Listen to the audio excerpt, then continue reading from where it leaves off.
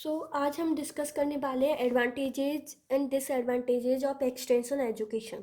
और पिछली क्लास में मैंने आपको application of cyber extension and function of cyber extension पढ़ा दिया था। अब हम साइबर एक्सटेंशन के एडवांटेजेस एंड डिसएडवांटेजेस से डील करेंगे।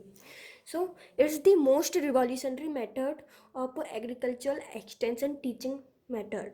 यानी कि ये बहुत नया आइडिया है, ये जिसने भी निकाला, जिस भी व्यक्ति ने निकाला, उसका ये बहुत ही ज़्यादा रिवॉल्यूशनरी मेथड है। अगर हम इन्हें एग्रीकल्चर में लगाते हैं तो हमें बहुत सारे एडवांटेजेस देखने को मिलेंगे। ये एक बहुत रिवॉल्यूशनरी मेथड है एक्सटेंशन एजुकेशन का।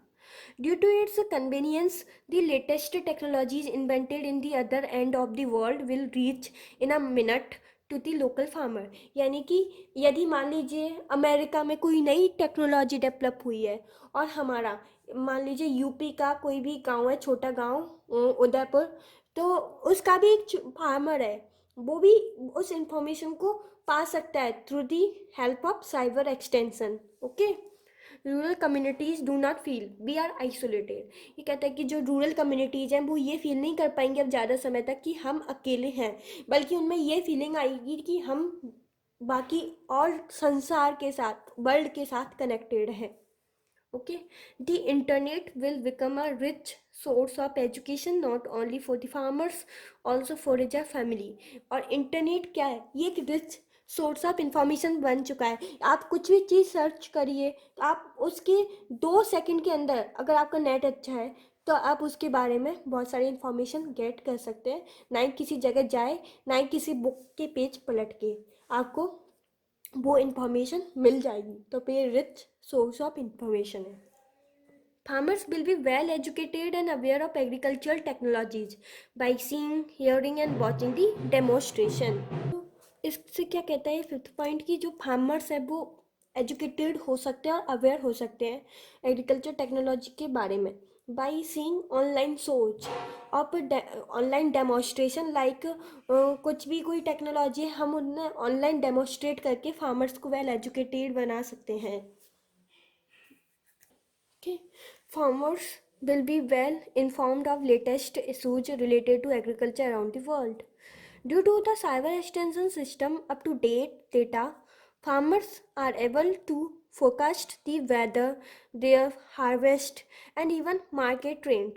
अब क्या होता है कि जो साइबर एक्सटेंशन होता है वो अपने पास अप टू डेट डेटा को रखता है, जिसके कारण जो फार्मर्स हैं वो वेदर का फोरकास्ट वो देख सकते हैं और उनके हार्वेस्ट प्रोडक्ट को देख सकते हैं कि कैसे उन्हें हार्वेस्टिंग करनी है, और मार्केट ट्रेंड को भी देख सकते हैं। और यदि उन्हें कुछ चीज़ अपलोड करनी है अपने प्रोडक्ट के बारे में, या फिर उन्हें कुछ नया इंटरवेंशन लगाया है, नया इनोवेशन लगाया है, तो वो साइबर एक्सटेंशन के थ्रू उस पर अपलोड भी कर सकते हैं मीडिया पर। Okay, reading newsletters on the website, farmers do not face the drastic situations such as price fluctuation, intermediaries, smuggling, back market price. अब क्या होता है कि जब फार्मर्स हैं वो वेल अवेयर हैं, वो न्यूज लेटर्स पढ़ते हैं और भी बहुत कुछ वेबसाइट पर देखते हैं, जिसके कारण उन्हें फिर ऐसी धोखेबाजी को उन्हें फिर फेस नहीं करना पड़ता। जैसे कि जो इंटरमीडिएट, जो मिडल मैन होता है, वो उनसे कम प्राइस में उनसे सामानों को खरीद लेता है, इसलिए उन्हें ब्लैक मार्केट प्राइस को से भी उन्हें स्ट्रगल नहीं करना पड़ता। और उनकी जो प्राइस है वो फिक्स है या नहीं, वो सब उन्हें पता चल जाती, फ्लक्चुएशन हर चीज़ के बारे में वो अपनी इंफॉर्मेशन गेट कर सकते हैं। और क्या एडवांटेजेस हो सकते हैं साइबर एक्सटेंशन के, इसमें मैंने 8 पॉइंट ही लिखे हैं, क्योंकि अगर आपके एग्जाम में आया तो आप 8 पॉइंट लिखोगे एडवांटेजेस ऑफ साइबर एक्सटेंशन में, तब भी आपको फुल मार्क्स मिल जाएंगे। पर ये पॉइंट, ये मैंने आपको, जो मैं आपको कुछ भी पढ़ा रही हूँ, ये मैंने एक बेल बुक से, एक अच्छी बुक से ही रेफर किया है। और जो भी डेटा है, जो भी मैं आपको डेट वगैरह बता रही हूँ, मैंने आईसीएआर की बुक से ही रेफर किए हैं। ओके, और क्या एडवांटेजेस हो सकते हैं साइबर एक्सटेंशन के, आप मुझे कमेंट बॉक्स में लिख के बताना। चलिए अब मैं ही बता देती हूँ कि जो साइबर एक्सटेंशन है वो आपकी मनी, टाइम और एफर्ट को सेव करता है। और अगर मान लीजिए कुछ भी कमी आ रही है एक्सटेंशन प्रोग्राम में, तो जो एक्सटेंशन ऑफिसर है वो उस कमी को जान सकता है through the help of extension, cyber extension, और उसमें क्या क्या चीज़ें वो अप्लाई कर सकता है जिससे कि वो कॉम्पैक्टेबल बने, तो वो अप्लाई भी कर सकता है। तो ये होगा इसके एडवांटेजेस। अब हम मूव करते हैं ड्रॉबैक्स ऑफ साइबर एक्सटेंशन। अब क्या होता है, जैसे कि मैंने आपको पहले भी अपने लेक्चर्स में बताया है कि जो रूरल पीपल हैं वो इलिटरेट होते हैं। उनमें जो भी चीज़ है उसको समझने की जो क्षमता होती है वो कम होती है, क्योंकि वो अच्छे से पढ़े लिखे नहीं होते, तो उनमें स्किल्स भी कम होती हैं। तो फिर कोई नई चीज़ आ रही है जैसे कि साइबर एक्सटेंशन आ रहा है, तो वो उसे यूज कर पाएंगे? तो ये पॉसिबल नहीं है। तो जो कुछ कुछ रूरल पीपल हैं, मतलब सारे जो रूरल पीपल हैं उन तक ये पहुंच नहीं पाई है cyber extension, due to illiteracy, lack of skills, economic power. इसलिए, और इकोनॉमिक यानी कि गरीबी, गरीबी की वजह से भी कुछ पीपल इसे यूज नहीं कर पाते।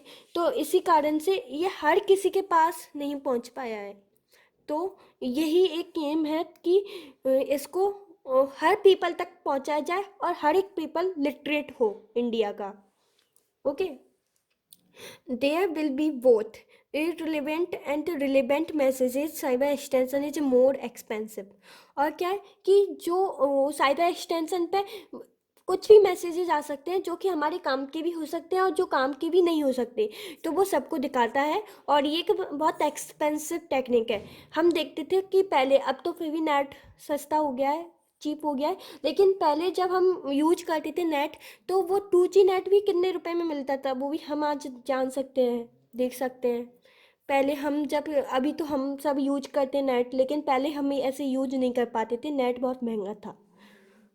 Okay, it cut steps from extension process like training and zonal workshop. ठीक है, तो फिर इसमें क्या होता है कि ये जो स्टेप्स है, जो एक्सटेंशन प्रोसेस में जो स्टेप्स आते हैं उनको काट देता है, क्योंकि कैसे, ट्रेनिंग एंड जोन वर्कशॉप, तो फिर वो हम साइबर एक्सटेंशन के थ्रू ही कर सकते हैं। ओके, वैसे इसका डिसएडवांटेज नहीं है, वैसे तो ये एडवांटेज ही हुआ, क्योंकि हम इसे मोर इजीली ढंग से वर्कशॉप को अटेंड कर सकते हैं through the cyber extension. But ये कि फिर हमने क्वेश्चन किससे पूछेंगे हम, जैसे कि कोई भी वर्कशॉप चल रही है, अगर हम ऑन द साइट उस वर्कशॉप को अटेंड कर रहे हैं, तो हमारे मन में जो भी क्वेरी आती है हम पूछ सकते हैं ऑन द साइट। ओके, और जो सारे के सारे मैसेजेस भी सूटेबल नहीं हो सकते सारे फार्मर्स के लिए।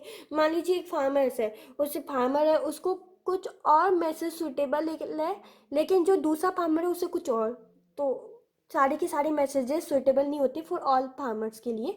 इरेटिक और नो पावर सप्लाई। और क्या होता है कि हम देखते हैं कि जो गांव होते हैं उसमें पावर सप्लाई बहुत ही ज़्यादा अच्छी नहीं होती है।